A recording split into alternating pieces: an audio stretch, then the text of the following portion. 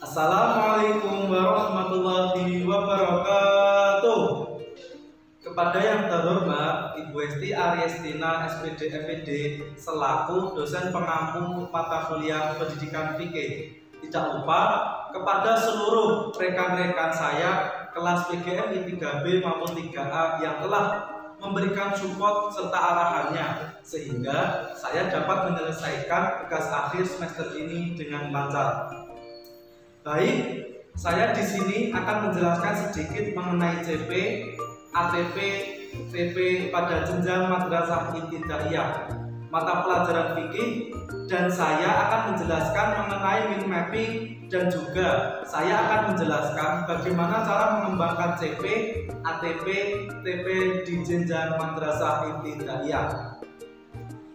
CP fikih pada jenjang sekolah dasar atau madrasah ibtidaiyah itu dibagi menjadi 3 fase. Yang pertama fase A untuk kelas 1 dan 2, fase B untuk kelas 3 dan 4, fase C untuk kelas 5 dan 6. Yang pertama pada fase A atau kelas 1 dan 2 madrasah ibtidaiyah itu mengenai bab fikih ibadah. Pada fase ini pendidik menjelaskan mengenai rukun Islam, pelafatan syahadatain, terbiasa melakukan tata cara bersuci, adzan, iqomah, sholat fardu, sholat berjamaah, dan berdoa setelah sholat fardu.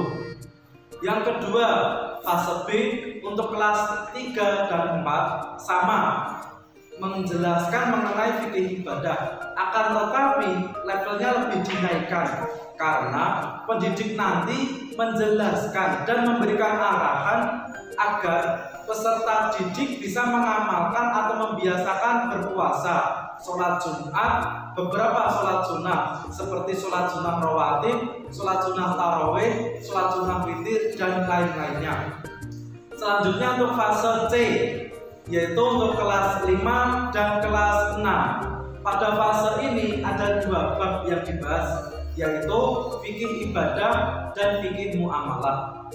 Yang pertama yaitu fikih ibadah. Pada bab ini dijelaskan tentang bagaimana ketentuan cara membayar zakat fitrah, infak, sedekah, kurban, dan menerapkan tata cara haji dan umroh. Yang kedua yaitu fikih muamalah. Pada bab ini dijelaskan tentang peminjaman barang, jual beli, menemukan barang temuan atau likas, dan menghindari merampok atau gosok. Jadi pada bab muamalah ini pendidik dan peserta didik lebih bisa bersosial dengan baik kepada manusia yang lainnya atau memanusiakan manusia. Selanjutnya saya akan menjelaskan sedikit tentang ATP. ATP atau kepanjangan dari alur tujuan pembelajaran. Alur tujuan pembelajaran itu berfungsi yang pertama sebagai bahan mengevaluasi strategi kegiatan belajar mengajar atau mengidentifikasi kompetensi siswa, standar kompetensi guru, kurikulum yang berlaku, dan menentukan hasil yang diekspektasikan. Yang kedua, memecahkan kompetensi menjadi tujuan pembelajaran yang terukur dengan menggunakan KKO atau kepanjangan dari kata kerja operasional edisi revisi teori Bloom atau taksonomi Bloom untuk menentukan tingkat kognitif yang ingin dicapai. Setelah melakukan evaluasi, maka kita harus memantau kembali apakah alur tujuan pembelajaran sudah sesuai dengan tujuan pembelajaran yang sudah dirangkai.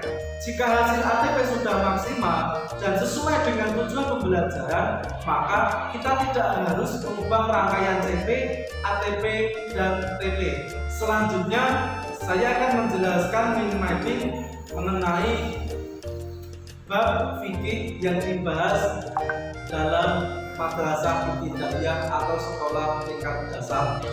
Yang pertama, pada fase A atau kelas 1 dan 2, materi yang dipelajari oleh peserta didik adalah ada rukun Islam, kalimat syahadatain, tata cara bersuci, adzan dan iqomah, sholat fardu, sholat berjamaah, zikir, dan doa setelah sholat. Selanjutnya, pada fase B atau kelas 3 dan 4, Peserta didik akan mempelajari mengenai tanda-tanda balik, puasa Ramadan, puasa sunnah, sholat tarawih dan witir, sholat sunnah rawatib, sholat jamak dan qashar, sholat tahajud, hajat dan istikharah, sholat idain, sholat duha, tanda-tanda balik dan mandi wajib setelah haid dan iktikaf. Yang ketiga yaitu fase C atau kelas 5 dan 6. Peserta didik akan belajar mengenai makanan halal dan haram, pinjam meminjam barang, zakat, infak dan sedekah, kurban, jual beli, tata cara haji dan umroh, dan gosok. Oke, selanjutnya mari kita bersama-sama untuk praktik mengajar. Assalamualaikum warahmatullahi wabarakatuh. Waalaikumsalam warahmatullahi wabarakatuh. Alhamdulillahirabbil alamin. Kita bisa berjumpa kembali pada pagi hari ini dalam mata pelajaran pendidikan fikih. Baik adik-adik semuanya, sebelum kita melanjutkan dan masuk materi ya, terlebih dahulu kita berdoa agar ilmu yang kita terima, kita pelajari pada hari ini bisa bermanfaat dan barokah. Kita berdoa dengan baca basmalah ya adik-adik ya. Bismillahirrahmanirrahim. Adik-adik semuanya, di sini kita akan belajar mengenai rukun Islam. Apa agama kita? Islam. Jadi dalam materi hari ini kita akan belajar mengenai rukun Islam. Rukun Islam ada berapa adik-adik? Ini berapa? 5. Ada 5. Yang pertama ada apa? Syahadat. Yang kedua sholat. Yang ketiga zakat. Yang ketiga zakat. Yang keempat puasa. Dan yang kelima khusus naik haji bagian mampu. Jadi adik-adik semuanya, 5 rukun Islam tadi itu ibarat fondasi hidup ya, fondasi hidup untuk mendapatkan ridho dari Allah Subhanahu wa Ta'ala yang sudah dijelaskan secara rinci pada hadis riwayat Bukhari dan Muslim, yang artinya Islam dibangun atas 5 perkara: persaksian bahwa tiada Tuhan yang berhak disembah kecuali Allah dan Muhammad adalah utusan Allah, dan mendirikan sholat, menunaikan zakat, pergi haji dan puasa di bulan Ramadan. Jadi adik-adik semuanya, biar lebih kuat Islamnya, diakui Islamnya, mari kita bersama-sama melaksanakan rukun Islam. Islam agama kita itu ibaratnya spidol ini ya. Spidol ini kalau kita pegang dengan 5 jari, maka akan kuat dalam genggaman. Ibaratnya jari-jari ini adalah rukun Islam ya. Yang pertama, kalau kita tidak pergi haji, masihkah kuat? Masih kuat ya.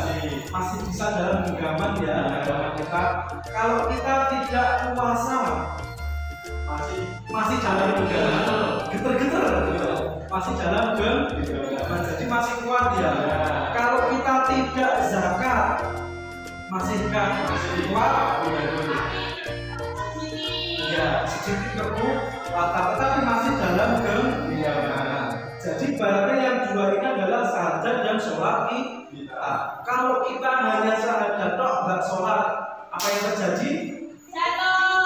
Akan jatuh. Jadi adik-adik semuanya di sini, meskipun kita tidak bisa seluruhnya melaksanakan rukun Islam, setidaknya kita harus bisa mengawali dengan membaca syahadat dan sholat.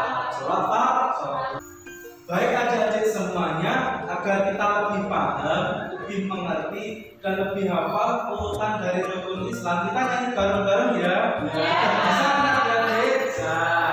Ini sudah Bapak letakkan di papan tulis ya, bareng-bareng kita nyanyi rukun Islam. 1, 2, 3. Apakah rukun Islam yang pertama? Syahadat. Apakah rukun Islam yang kedua? Sholat. Ketiga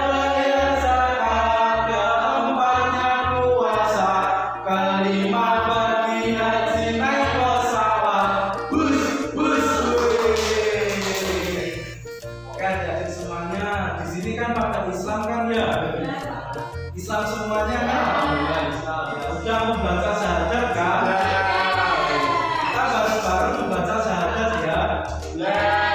Terus 1, 2, 3. Asyhadu alla ilaha illallah wa asyhadu anna Muhammadar Rasulullah. Artinya, aku bersaksi bahwa tidak ada Tuhan yang patut disembah kecuali Allah Subhanahu wa Ta'ala. Dan aku atau kita semuanya bersaksi bahwa Nabi Muhammad adalah utusan Allah. Jadi kita yakin ya kalau Allah dan Nabi Muhammad itu Allah. Berarti yang kita yakini sebagai Tuhan dan Rasulullah. Oke, selanjutnya adik-adik semuanya, rukun Islam yang kedua ada salat. Allahu Akbar, betul sekali. Adik-adik di sini sangat pintar-pintar ya. Allahu Akbar. Dalam sehari salat ada berapa tadi? 5. Terus selanjutnya yang ketiga ada zakat. Adik-adik semuanya di sini kalau bayar zakat pakai apa? Pakai uang, pakai beras. Jadi pembayaran zakat itu menggunakan makanan pokok yang ada di daerah Kalian. Takarannya adalah 2,5 kilo.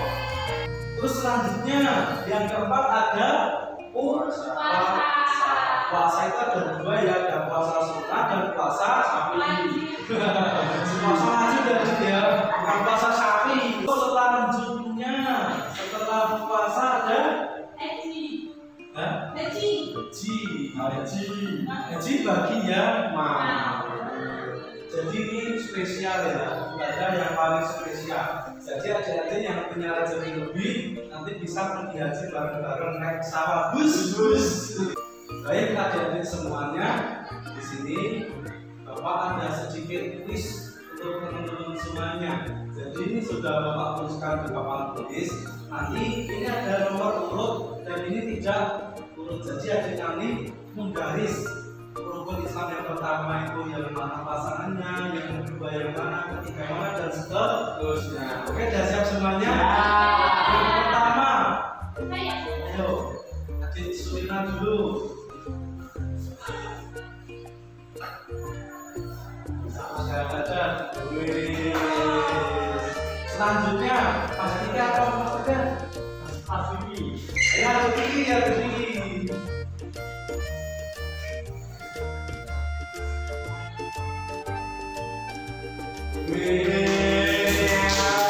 Selanjutnya, saya ada, ayo.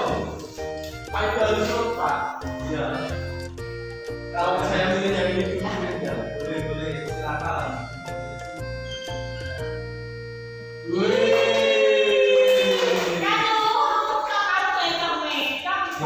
Jadi kita koreksi bareng-bareng ya, ya. Yang rukun Islam yang pertama syahadat apakah betul? Yang kedua salat apakah betul? Yang ketiga apa bareng-bareng Leo? Yang ketiga zakat. Dan yang keempat puasa. Itu. Dan yang kelima haji apakah betul?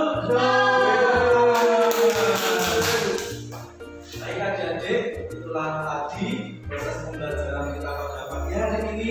Semoga ilmu yang sudah kita sampaikan bermanfaat dan bisa kita terapkan dalam kehidupan sehari-hari. Amin Allahumma amin. Bapak, apabila banyak kata dan perbuatan yang telah berkenan, mohon maaf yang seterusnya. Mari kita tutup pembelajaran kita pada pagi hari ini dengan membaca hamdalah bersama-sama. Kaulinan